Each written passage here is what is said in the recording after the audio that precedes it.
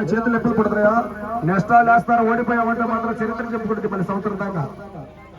చేతులు ఓపండి. ఎత్తారు చేతులకి అమ్మ తల్లికి.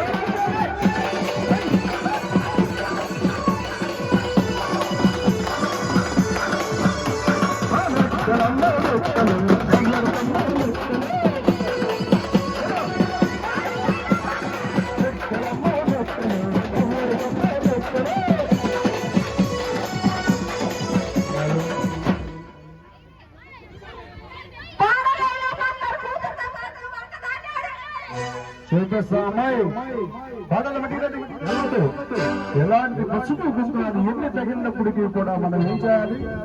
తగ్గేదే లేదు. అందరూ కూడా ఒక మాట నీవంటే శబ్దం, అదే మాట కోడళ్ళంటే శాసనం. దైవ శాసనం. రండి మీ గురించి చూడండి. వామో సైడ్ వెళ్ళిపోతారండి.